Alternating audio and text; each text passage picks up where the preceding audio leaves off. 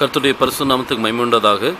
உங்கள் மத்தியில் மீண்டும் ஒரு சிறிய ஒரு காரியத்தை சொல்லும்படியாக கர்த்தர் கிருபை செய்த கர்த்தருடைய நாமத்தை ஸ்தோத்திரிக்கிறேன். போன இதில் நம்ம யெகூதா ஷுவாக்குள்ள காரியங்கள்லாம் பார்த்தோம். எப்படி அந்த யெகூதாவும் ஷுவாவுடைய திருமணத்தில் யெகோஷுவானுடைய பெயர் வருது, இந்த காரியத்தை பார்த்தோம். ஆனால் இன்றைக்கி நம்ம ஒரு முக்கியமான காரியத்தை குறித்து தியானிப்போம். அதாவது வேதத்தில் ஒரு பெயருக்கு முன்பாக ஒரு பெயருக்கு பிற்பாடு என்ன வரும் அப்படிங்கிற காரியத்தை குறித்து நம்ம பார்க்க போகிறோம். அது ஒரு பெயருக்கு முன்னாடி யாங்கிற காரியம் வருமா, இல்லாட்டி யெகோவாங்கிற வார்த்தையை சேர்ப்பாங்களா? இந்த காரியம் நம்ம பார்க்கக்கூடியது ரொம்ப முக்கியமான காரியம். ஏன்னா ஹீப்ரு பேரில் இதில் ஒரு முக்கியமான ஒரு அம்சம் அடங்கியிருக்குது. பாருங்கள், சஃபிக்ஸ், அதாவது ஒரு பெயருக்கு பிற்பாடு அதாவது கர்த்தருடைய நாமத்தை சேர்க்கணுன்னா யா மட்டும்தான் அவங்க சேர்ப்பாங்க. ஒரு பெயர் எடுத்துட்டோன்னா அந்த பெயரில் யா மட்டும்தான் சேர்ப்பாங்களே ஒழிய அந்த பெயருக்கு பிற்பாடு, அந்த பெயருக்கு பிறகு யா மட்டும்தான் சேர்ப்பாங்க. அதே சமயம் பாருங்கள், அது எந்தெந்த பேர்லலாம் அந்த யாங்கிற வார்த்தை வருது அப்படிங்கிற காரியத்தை நம்ம பார்ப்போம்.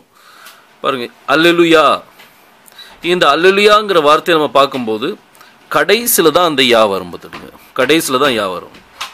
அடுத்தது எரேமியாங்கிற வார்த்தையில் எரேமியா, இந்த யா அப்படிங்கிற வார்த்தை கடைசியில் தான் என்ன செய்யும் வரும்.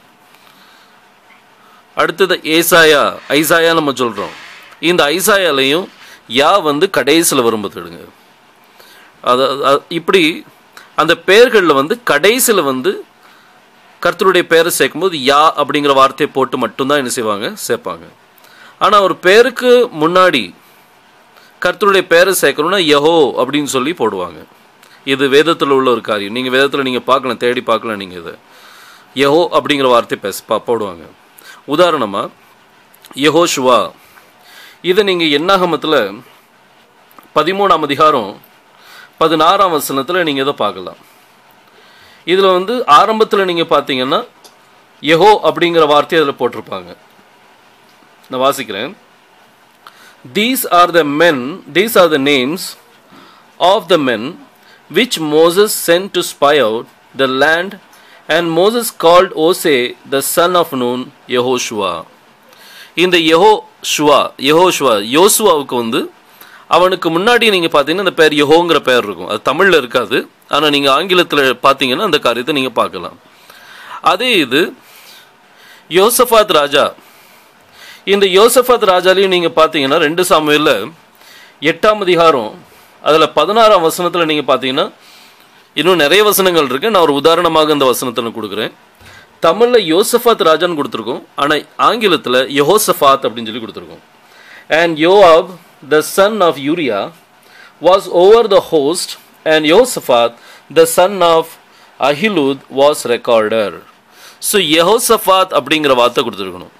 யாசபாத்துங்கிற வார்த்தை வராது, யெகோசபாத் அப்படின்னு தான் கொடுக்கப்பட்டிருக்கு. இன்னும் நிறைய இருக்குது. யெகோய்தா, அதை நீங்கள் 2 சாமுவேல் 23ஆம் அதிகாரம் 20ஆம் வசனத்தை பார்க்கலாம். அடுத்தது யாராம் சொல்லி வராது, யெகோராம் அப்படின்னு சொல்லி வரும். 2 ராஜாக்கள் 1:17 நீங்கள் பார்க்கலாம். அதேமாரி யானதாப்னு சொல்லி வராது, யெகோனதாப் அப்படின்னு சொல்லி வரும். அதுவும் 2 ராஜாக்கள் 10ஆம் அதிகாரம் 15ஆம் வசனத்தில் பார்க்கலாம். இப்படி ஒரு பேரில் கர்த்தருடைய நாமத்தை சேர்க்கும் போது கடைசியாக சேர்க்கணும் அப்படின்னா யா போட்டு சேர்ப்பாங்க. அது பெயர் வரும், அந்த பெயர் கூட யா சேர்ப்பாங்க. ப்ரிஃபிக்ஸில் வரும்போது ஒரு பேருக்கு முன்னாடி சேர்க்கணும்னா அது யெகோ அப்படின்னு சொல்லி சேர்ப்பாங்க. இதுதான் அந்த ஹீப்ரு பேரில் இப்படி வழக்கமாக கர்த்தருடைய நாமத்தை சேர்க்கக்கூடிய ஒரு காரியம். ஸோ இயேசு கிறிஸ்துவனுடைய ஹீப்ருவில் உண்மையான பெயர் யெகோஷுவா அப்படின்னு சொல்லுவோம். யெகோ அப்படிங்கிற வார்த்தை என்ன செய்யப்படும், இதே இது கடைசியில் வந்துச்சுன்னா ஷுவாயா அப்படின்னு சொல்லி வரும். ஆனால் அது பெயர் கிடையாது. பெயர் என்ன அப்படின்னா யெகோஷுவா அப்படிங்கிறது தான் பெயர். இந்த யெகோங்கிற வார்த்தை அதில் என்ன செய்யப்பட்டிருக்குது, இணைக்கப்பட்டிருக்குது. ஸோ இது கர்த்தருடைய பெயர். பார்த்துருங்க, கர்த்தருடைய பெயரில் இதுவும் ப்ரூஃபில் ஒன்றா நீங்கள் என்ன செய்யுங்க, எடுத்துக்கங்க. கர்த்தர் உங்களை ஆசீர்வதிப்பாராக. யெகோஷுவா மேசியாவின் நாமத்துக்கு ஆமேன்.